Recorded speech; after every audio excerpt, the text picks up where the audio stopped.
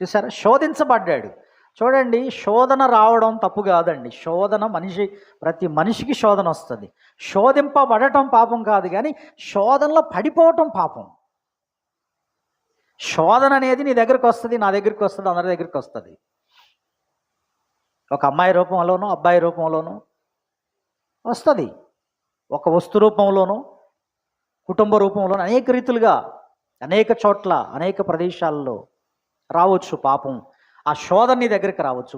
శోధన రావటం తప్పు కానే కాదు, కానీ దానిలో పడిపోవటం పాపం.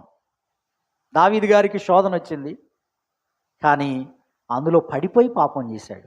హెబ్రీయులకు రాసిన పత్రిక 4వ అధ్యాయం 15వ వచనంలో ప్రభు అయిన యేసుక్రీస్తు వారు కూడా మనవలే శోధింపబడి ఆయన పాపము లేనివాడుగా ఉన్నాడని రాస్తాడు.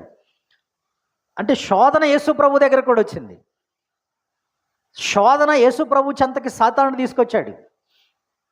ఆయన ఉన్నంతకాలం, భూమి మీద ఉన్నంతకాలం, ఆయన 3.5 సంవత్సరాల సేవలోను, 33.5 సంవత్సరాల ఆయన లైఫ్ టైం అంతా కూడాను, భూమి మీద ఉన్నంతకాలం అంతా కూడా ఆయన మనవలే శోధించబడ్డాడు. ఆయన కానీ పాపం లేనివాడుగా ఉన్నాడు.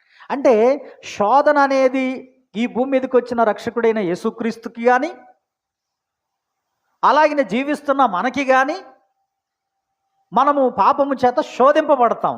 కంపల్సరిగా అపవాది చేత శోధించబడతాం, లోకము చేత శోధించబడతాం, పరిస్థితుల చేత శోధింపబడతాం. కానీ పాపము లేనివారుగా ఉండటమే గొప్ప విషయం. పాపము లేనివారుగా ఉండటమే గొప్ప విషయం. అలాగనే భక్తుడైన దావీదు జీవితంలో కూడా పాపం అనేది ఏదైతే ఉందో, అతను ఆమెను చూడగానే టెంప్ట్ అయిపోయాడు, శోధించబడ్డాడు. కానీ దాని పర్యవసానాలు ఆయన ఆలోచించలేదు. తన ఆశలు నెరవేర్చుకున్నాడు, తన కోరికలు తీర్చుకున్నాడు. కానీ దాని పర్యవసానాలు ఎంత భయంకరంగా ఉన్నాయండి. ఈ రోజున మనుషులు ఎట్లున్నారంటే, ముందు తమ అవసరాలు తీరితే చాలు, తన కోరికలు తీరితే చాలు, తన ఆలోచనలు తీరితే చాలు. ఇలాంటి వాతావరణంలో మనిషి బతుకుతున్నాడు.